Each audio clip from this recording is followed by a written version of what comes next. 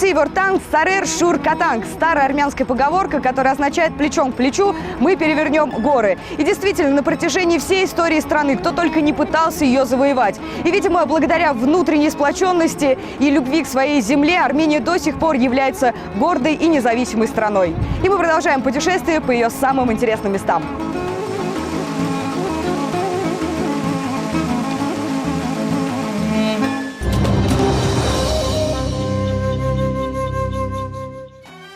Сегодня в программе храм в скале ручной работы, наблюдать за звездами сквозь самый большой телескоп, дерево размером с дом, побывать в чаше вулкана и не зажариться, по следам древних хачкаров или тайны Дилижанского леса.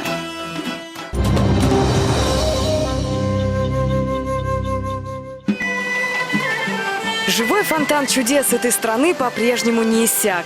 Я видела волшебные горные реки, поднималась на самую высокую гору, побывала в карстовых пещерах, и это только маленький список того, что происходило со мной в последнее время. Я испытала целую палитру впечатлений и намерена это продолжить.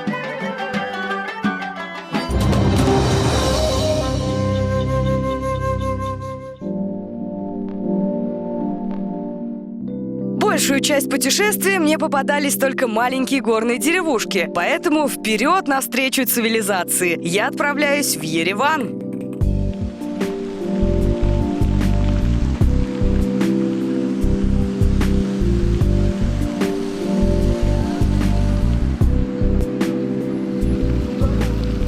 На первый взгляд, столичная атмосфера Еревана мало отличается от атмосферы любого мегаполиса. Те же машины, рестораны, магазины, а также люди, спешащие по своим делам. Но не стоит забывать, это же Армения, а значит и здесь можно ощутить глоток природы в прямом смысле.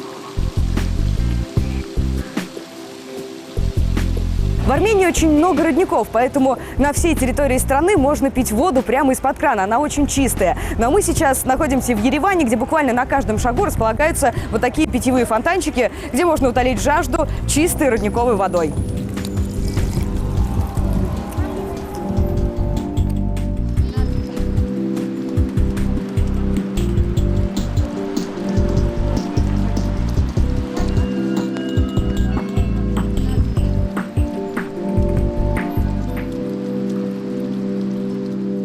В Ереване проживает чуть больше миллиона горожан, и это треть населения всей страны. В архитектуре порой чувствуется влияние советского периода, но и своего колорита здесь предостаточно.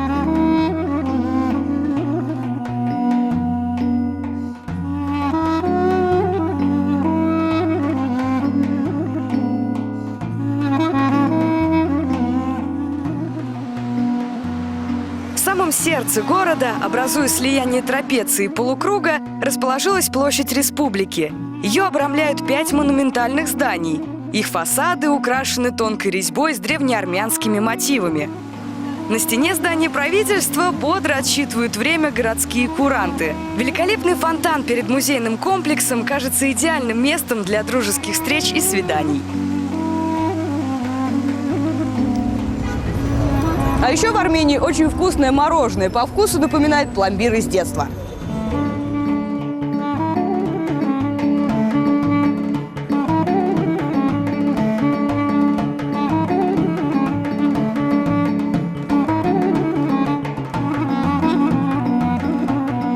Блага цивилизации — это, конечно, хорошо. Но что-то истосковалась я по живописным природным пейзажам. Еду вновь покорять армянские вершины. Следующая точка маршрута — кратер вулкана.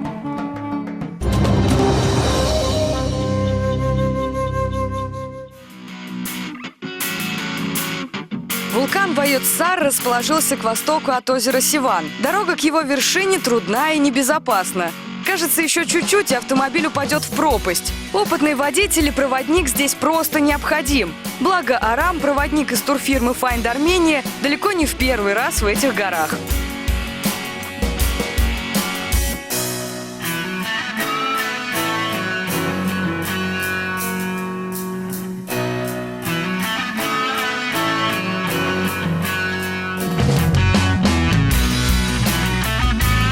часто часто слышала от армян восклицание «Вай-вай-вай».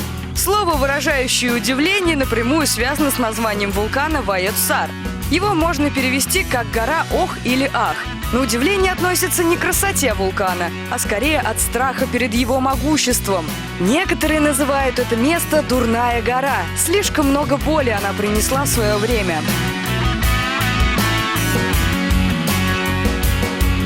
Последний раз вулкан Вайот-Сар извергался в 735 году.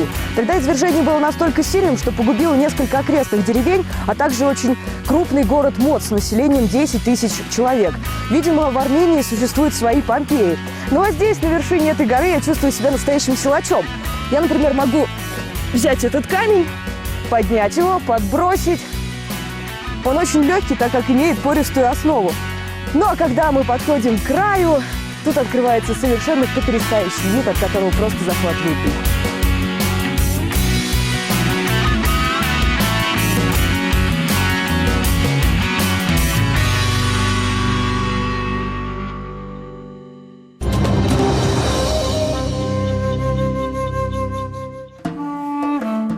В далеком XIII веке в центральной части Армении был построен удивительный монастырь Гехард. Строили его дольше, чем другие комплексы – несколько десятков лет. Сделать больше 10 помещений внутри скалы – дело действительно непростое. Особенно, если в вашем распоряжении только молоток и зубило. Именно в этом вот вся ценность вот этого строения, что базальт очень твердый и очень сложно над ним делать какие-то работы. Даже мельчайшие черточки очень сложно сделать. А тут не просто черточки, а целый храм, где использованы также архитектурные стили, декорации, причем очень тонкие и довольно. Само название Гехард в переводе на армянский означает «копье». Именно здесь долгое время хранился наконечник копья, которым римский воин Лангин пронзил распятого на кресте Иисуса. Сейчас эта древняя реликвия хранится в музее Чмиадзина.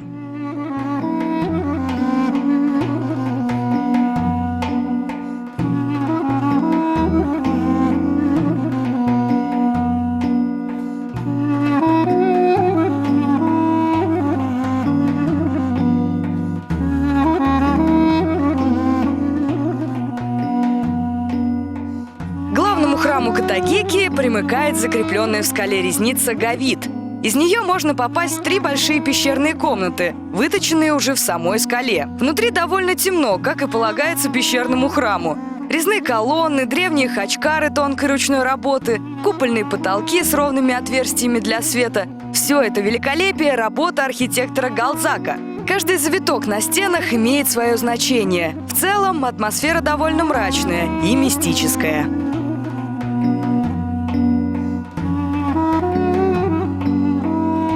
Такое впечатление, что сам комплекс Гехард – одна большая загадка.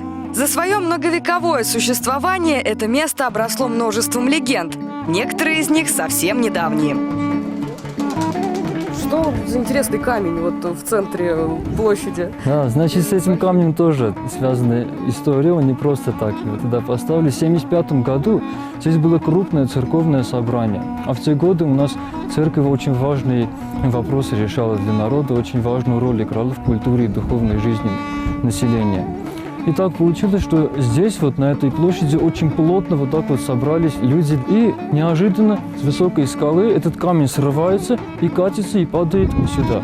И падает прямо в центр площади и никого не задевает. Вот это вот поразительно. Знак какой-то, наверное. Да, наверное, это был знак, что вот они собрались на благое дело какое-то. И вот в честь этого события этот камень, как святое знамение, вот так вот до сих пор здесь оставили. За стенами центрального комплекса существует еще масса пещерных строений, которые не подвергались реставрации и на первый взгляд выглядят заброшенными. Одно из них – часовня Григория Просветителя, первого патриарха армянской церкви. Эта часовня была возведена в IV веке нашей эры.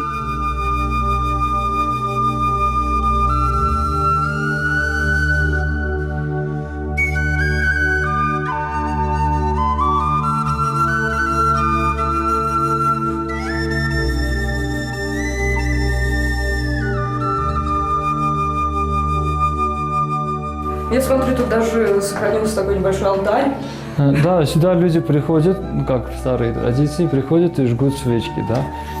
Вообще свечки во многих местах принято ставить, где святое место, может быть, какое-то святое дерево или святая какая-то скала, или просто святое место, с которым связана какая-то история. Там люди ставят свечки в надежде на то, что исполнится их желание.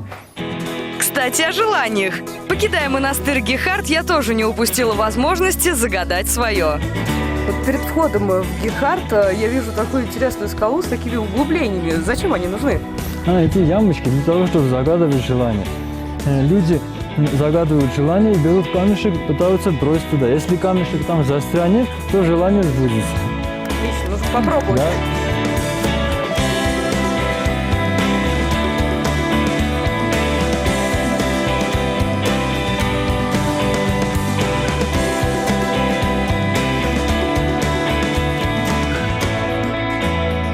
Опа. Да! Нет! Что ж, удача была совсем близко. Это только кажется, что попасть в углубление так просто. Ладно, не буду терять времени, нужно отправляться в путь.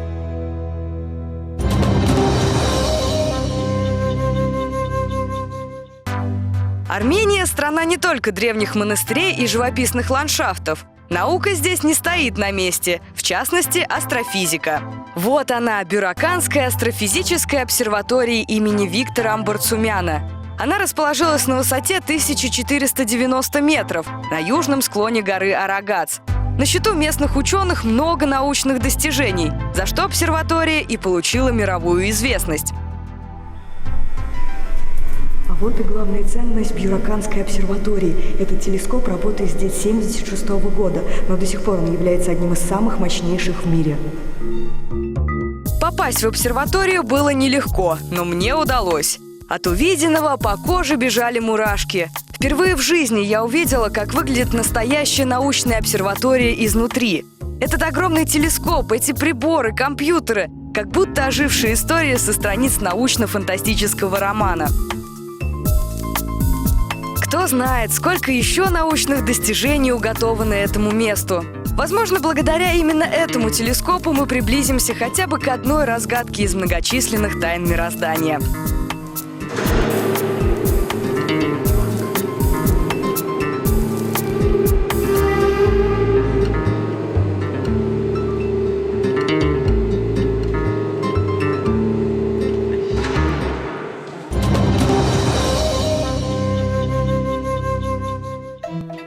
Неподалеку от Бюракана, на юго-восточном склоне горы Арагац, расположилась небольшая деревенька Уши. Буквально в километре от нее можно натолкнуться на развалины древнего поселения. Его называют Старые Уши. Главной его достопримечательностью является монастырь святого Саркиса, состоящий из двух церквей, притвора и окружающих стен.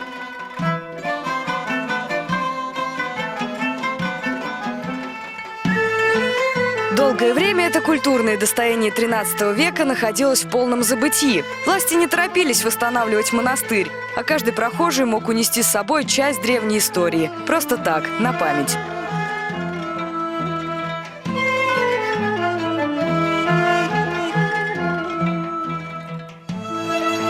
Пронумерованные камни говорят о том, что сейчас кто-то обратил внимание на разрушающиеся остатки древнего поселения. Но какой-либо охраны все равно нет. Местные жители говорят, что если его и будут восстанавливать, то точно не в ближайшем будущем. А пока древний монастырь святого Саркиса так и остается разбитый на множество осколков своей многовековой истории.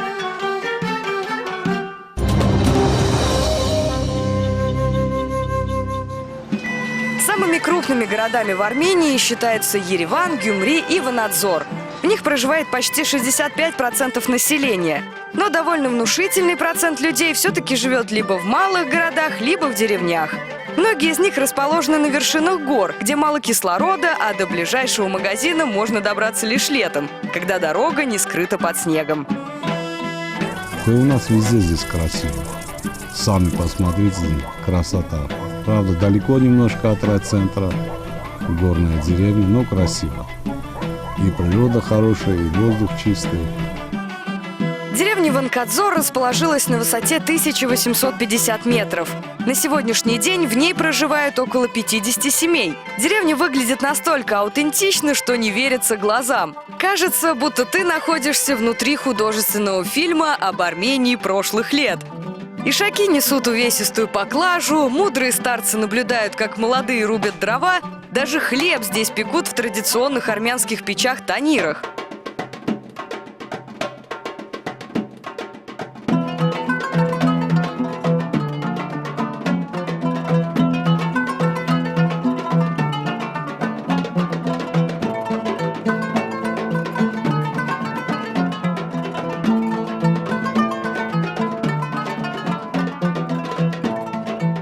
Быстрыми, отточенными движениями местная жительница крутит лаваш и ловко приделывает его на стену танира.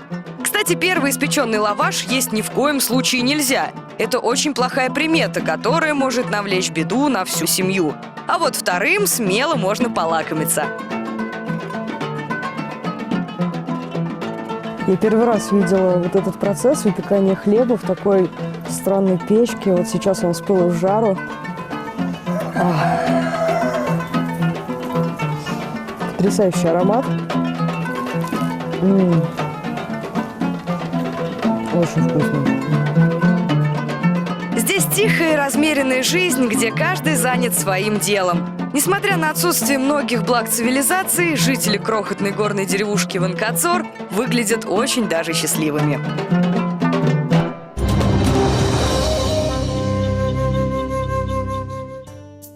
График перемещения по стране очень плотный. Не успев насладиться всеми прелестями деревенской жизни, я еду смотреть на самое большое дерево в Армении.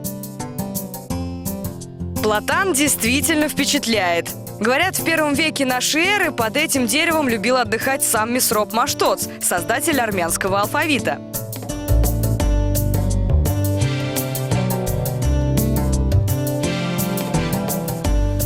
На этом месте дерево растет уже 2100 лет. Его периметр составляет 27 метров, а высоту можно сравнить с высотой 9-этажного здания. Внутри огромное дупло, в нем может уместиться 100 человек. Как мы видим, края дупла немного обожжены. Это потому, что дерево считалось и считается по сей день священным. Люди приходят сюда и ставят церковные свечки. Собственно, по этой причине случился пожар.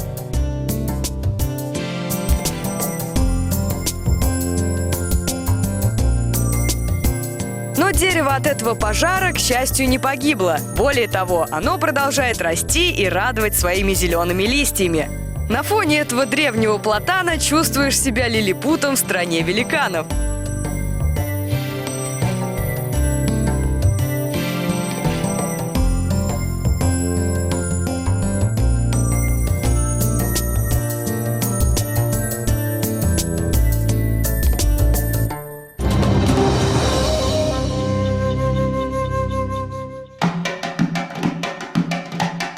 Я уже начала привыкать к перепадам высот. Голова уже не кружится, уши не закладывает. Оказавшись на горной высоте в 2500 метров, я чувствую себя прекрасно. Да и какая красота кругом!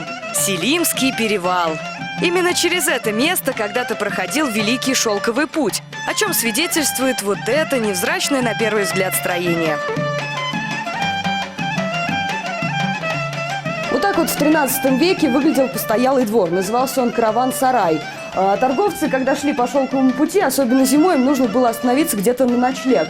Вот в таких местах люди и животные переживали зимнюю холодную ночь. Размер помещения 26 на 13 метров. Здесь несколько отдельных вольеров с поилками для животных, а в конце 2 смежные комнаты для ночлега людей. Как здесь могло помещаться много людей с животными и везенными на продажу товарами, представить сложно. Но лучше такие условия, нежели погибнуть от холода.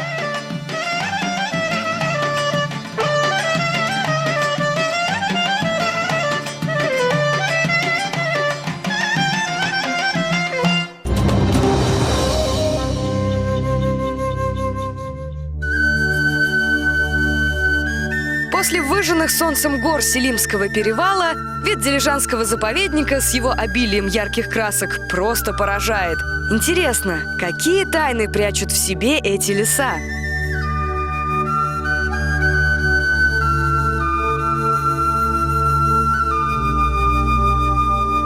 Спускаясь вниз по лесной тропе, я поняла, что люди Средневековья и здесь, в глубине леса, оставили свои следы. Я в буквальном смысле иду по древним, уже поросшим мхом священным хачкарам. И в этом нет ничего предосудительного. Люди, для которых их изготовили, считали, что таким образом они продолжают служить другим, даже после смерти. Так куда же завела меня эта тропа?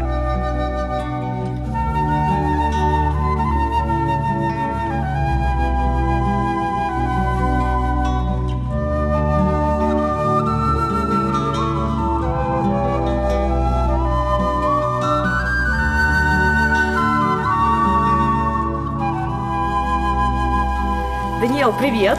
Добрый день. Слушай, пока я сюда шла до этого прекрасного места, я получила просто колоссальное удовольствие. Вокруг такая красота, много качкаров, и я заинтригована. Что же это такое? Расскажи, пожалуйста. Это монастырь 13 века, который называется Бардшакаш Сурб Григорий. Бардшакаш слово можно перевести как «большой», «объемный». Потому что, кроме того, что само здание монастыря было очень большим, за счет уникальных пропорций, для которых как-то догадались талантливые архитекторы, когда ты заходишь внутри церкви, церковь кажется намного больше, чем та, которую ты видел снаружи. Ну да, действительно, когда я сюда заходила, этот храм снаружи показался мне гораздо меньше, чем есть на самом деле. Как смогли добиться такого результата? Размеры арки, размеры колонн, все это вот делалось в таком образе, чтобы изнутри вот такой визуальный эффект получался, что-то наподобие оптических иллюзий. Великий духовный и архитектурный памятник сейчас находится в полуразрушенном состоянии. Дело в том, что далеко не все армяне знают его месторасположение, а туристы и подавно. И это, по мнению Даниэла, большое упущение. По своей красоте и духовной значимости монастырь Святого Георгия Просветителя ничем не уступает известным монастырям, разве что своей удаленностью от любых населенных пунктов.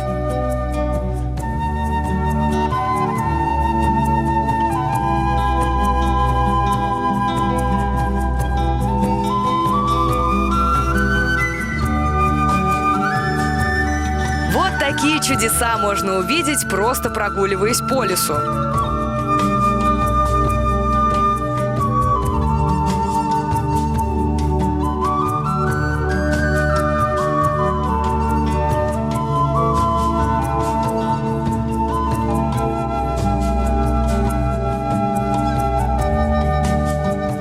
Гулять по территории Дилижанского заповедника – одно удовольствие.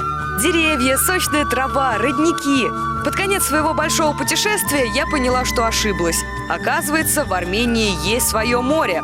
Так называл живописнейшее лесное озеро известный армянский писатель и поэт Аванес Туманян. Это озеро часто встречается в его произведениях.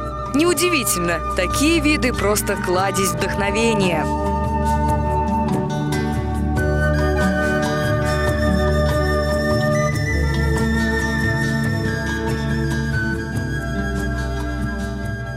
На этом мое сказочное путешествие заканчивается.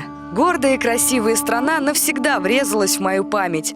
Думаю, что обязательно сюда вернусь. И, возможно, в следующий раз я узнаю, о чем же молчат эти прекрасные горы.